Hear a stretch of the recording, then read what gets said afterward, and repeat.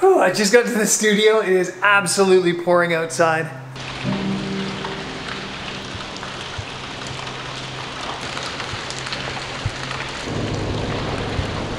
I don't think this clip showed how much it's raining. It's been raining really, like, basically since mid-November here. And I kind of love it, actually. But it's been an excuse not to take pictures, so I haven't been out taking a lot of pictures for the excuse of the rain, but also the excuse of the studio. And what we've done here, which is a lot, actually. We've made so much progress. So on today's video, I'm gonna spend the first maybe 2 or 3 minutes showing you what we've done and talking about the plan here. I'm gonna show you the upstairs and the studio, downstairs, the gallery and the studio. And then we're gonna go out and take some pictures on the coast because it is supposed to clear up this afternoon.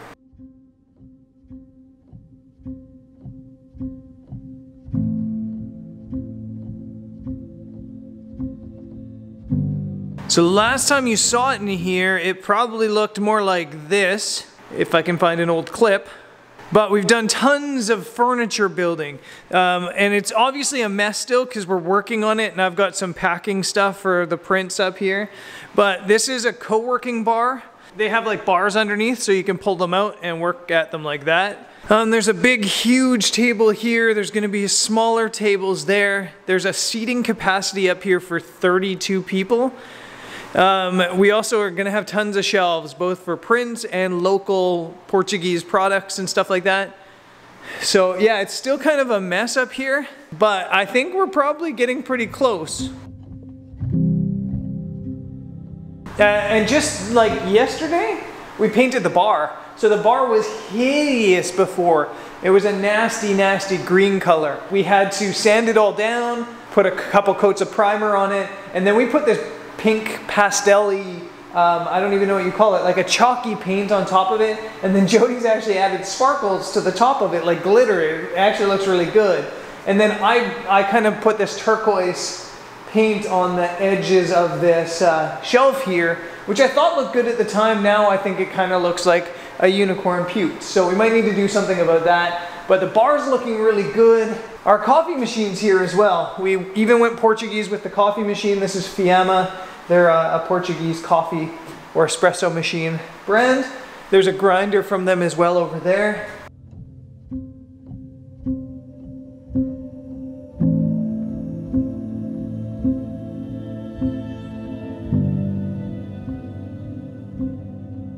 Okay, let's go downstairs and I'll show you what I've done with the studio.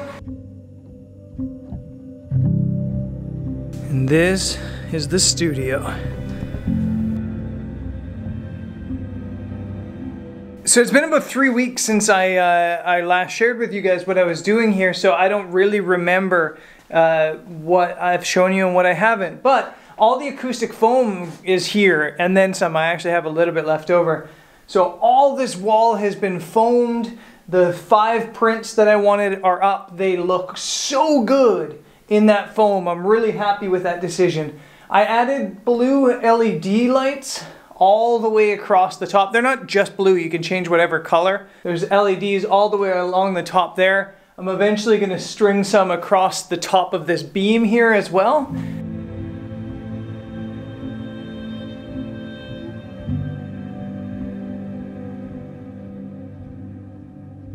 I brought in 3 plants, so there's a plant on my desk, one there and one back there. They all seem to be handling the environment down here really well, actually, no problems at all. I have an air purifier now. So the air is really nice down here. You can really tell a difference. I built 2 massive shelves. You can see the white shelves back here. Right now they don't have anything on them. I eventually want to fill them with like vintage camera gear. So if you have any vintage camera gear that maybe doesn't even work and you want to send it to me, let me know in the comments because I'll definitely take it off your hands because I think that it'll look cool. I'm considering painting them black because right now they kind of stand out. I did something stupid. I thought maybe I wanted this wall to be blue, so I started using this blue foam, and then I decided I didn't love it, so I started adding some black foam. Now I regret the black foam, so I'm going to take the black foam down and finish making it a blue wall. So this wall is not totally done, but I'm also not going to acoustic foam the entire thing. I got this pinboard thing from IKEA. It was pure white and kind of boring looking. It came with all these accessories. I've spray painted all these accessories blue, as you can see, to kind of fit the theme of the room. Basically, they're just holding pens and like scissors, and I have a battery charging station for my vlogging camera up here, some like tools, filters, my winter gloves, and then I have LEDs behind it, which is giving it that blue look as well. This shelf has been repurposed. This was in the other room. I'll show you what it used to look like because it was a disaster. I've also spray painted this blue and I totally rebuilt it so it fits my needs. This is kind of where I'm keeping my tools. All my tools are right here. Drill, yeah, stuff like that on here. Really works. Right in here, there's gonna be a couch. I'm also gonna put in a monkey hutch. And by monkey hutch, I mean rabbit hutch for Monkey back there, because there's gonna be lots of times that Jody's working upstairs or I'm working upstairs, and we're away from her a lot, and so we thought we could bring her here occasionally so she can hang out. So there'll be a rabbit hutch in here, plus a couch, plus a TV. I think that's probably going in early January. Oh, and I forgot to show you guys this. This is the toolbox I said eventually was gonna be my gear box as I fall over. I've set it up kind of awesomely so that, yeah, it's my gearbox now. You open up the drawers and all the gear is nicely plushed in there on each shelf. Right now I only have my cameras and lenses in here. Eventually the drone and gimbals and stuff I think will fit into these 3 drawers. I was watching a video about a studio build from a videographer who I can't remember who it was now.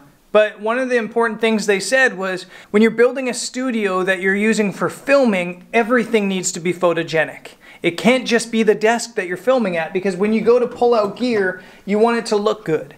When you go to take a tool out of the drawer, you want it to look good. So everything has to be photogenic, and that's kind of the concept I've tried to do here. I want everything to look good when I'm filming, you know, moving forward. So hopefully that's what I've achieved.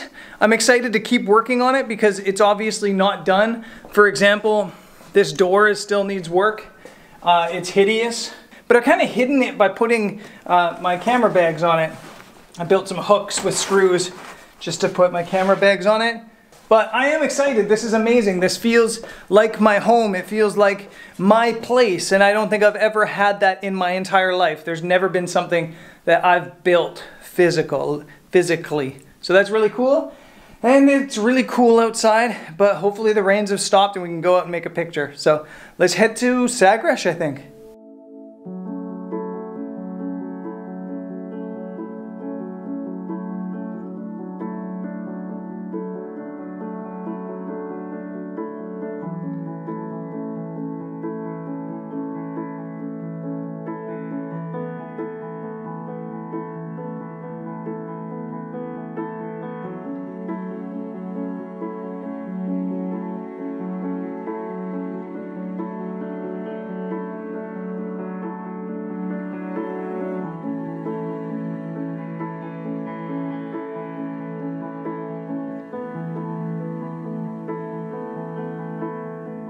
Okay, so I actually picked up Jody and we're heading towards Sagres.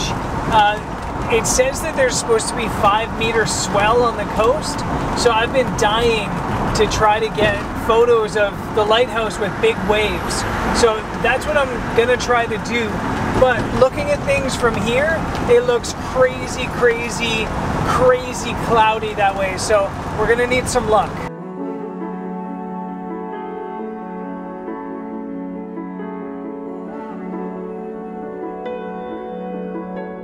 We just made a quick stop at Private Beach just to see what the swell looks like, and driving up here we saw a couple waves hit the cliff so heavy that they actually jumped up. Like you could see them up on the horizon on the flats. It was crazy. We're gonna head to location, which is straight into those clouds.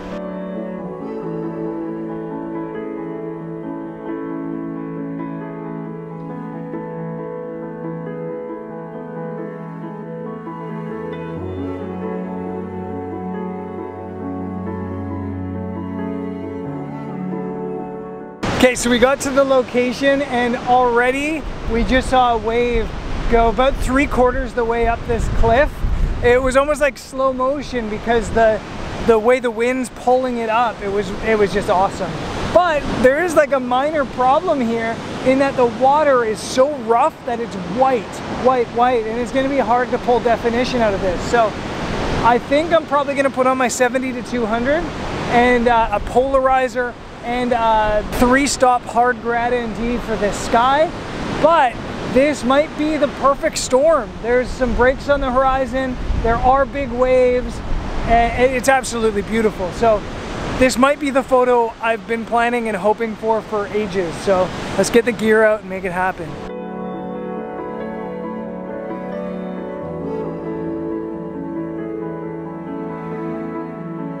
Whew, I love it here, absolutely love it here. We're an hour, maybe 45 minutes until sunset. But I actually think the light might be perfect right now just because the way it's breaking through the clouds. And closer to sunset, I'm worried that I'm gonna have too many shadows on the cliffs. So I've done exactly what I said I was gonna do. Polarizer, 3-stop hard grad. When you use a long lens, you need to use a hard grad because the longer the lens, the softer the grad becomes. And then I'm going 1/8 of a second f11. I don't want tack sharp, I would love tack shark waves, that'd be cool. I don't want tack sharp waves. I want like a little bit of movement, just a tiny bit, mostly in the sea at the foreground, because you get these big waves rolling in and I want to show some of that movement in the water, just a bit. So that's why I'm at 1/8. And other than that, it's just waiting for the right wave in the right moment and enjoying it.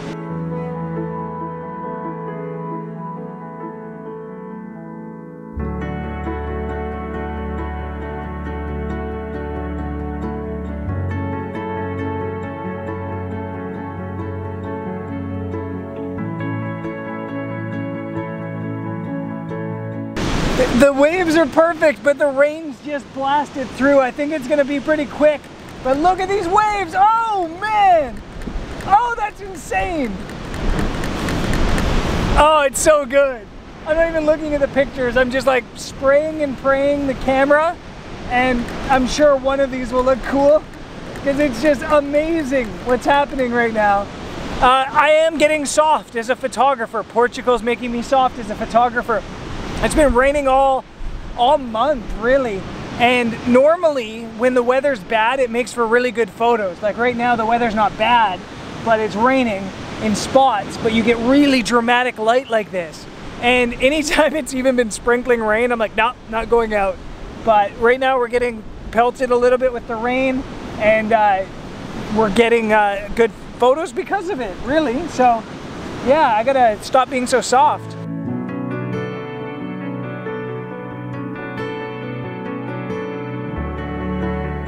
You might be a photographer when it starts raining and you take your jacket off to protect your camera. Woo! This is awesome. I don't know why I don't come out here more often.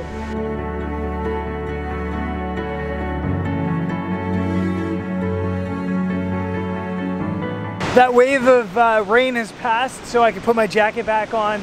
But I want to talk about something that I'm actually going to talk about in a video coming up this coming week. And that's magazine crop. I think that the coolest, most dramatic shot here is a really wide shot that leads from the bottom left to the top right. That's what I've already shared with you? Why can't I talk today? What I've already shared with you is that sort of crop. And a lot of landscape photographers will kind of make you feel like when you go out to take a picture, you should just take the best crop and the best image. That's it. Leave it at that. Focus on that. But if you're trying to sell images, especially to magazines, you have to make images that work for magazines. So an image like I just shot, there's no room for text at the top. And there's hardly any room for text on the side.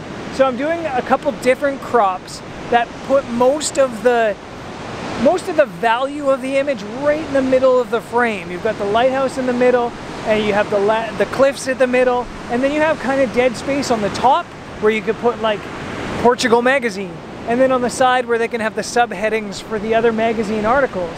So when you're out shooting photos, don't just shoot the best photo, shoot other crops of the same thing and don't delete them if you don't love them, because there is somebody somewhere that might want to buy them. In fact, we talk all the time about how leading lines should lead directly to your subject. So in this case, the lighthouse. But in advertising, you want the leading lines not to point at the subject, but to point where the dead space is, because that's where the text is going to go. That's where the advertising is going to go. So don't just go out and create images if you're trying to sell them. That is the best image. Shoot a bunch of stuff. Have fun with it. I'm having fun with this. Light's not perfect, but it's pretty damn good, and I'm having fun with it.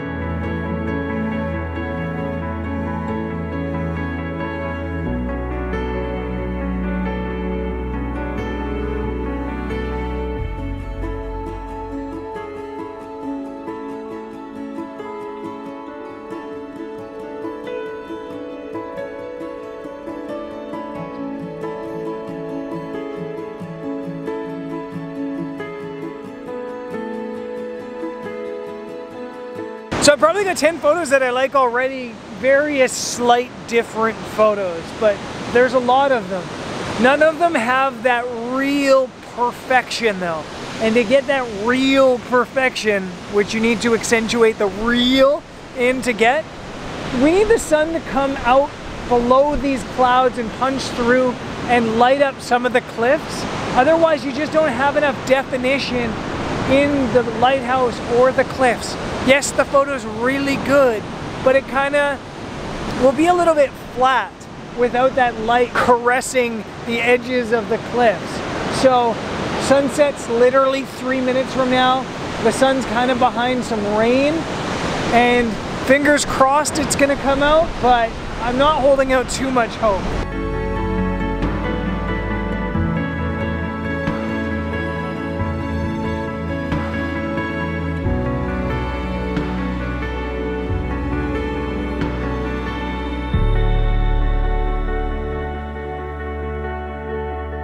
This is another case of almost perfection. If the sun would have come through, you can see it's just on the horizon now, but it's behind these clouds. If the sun would have come through there, this would have been absolute perfection. I'm still really, really happy with the way things came out today. And just in general, it's so good to get outside and take pictures. We've been so busy working on the gallery and the studio and stuff like that, that we kind of have been a little bit lackadaisical when it comes to coming out and taking pictures. But today has been a reminder that you don't need to spend that much time to go out and have an awesome time. We've only been out taking pictures in total for an hour. We left home about 2 hours ago. So yeah, this has been an awesome outing, and we'll be back out taking photos again really, really soon. And yeah, I guess that's it. Happy Christmas if I don't post again before Christmas.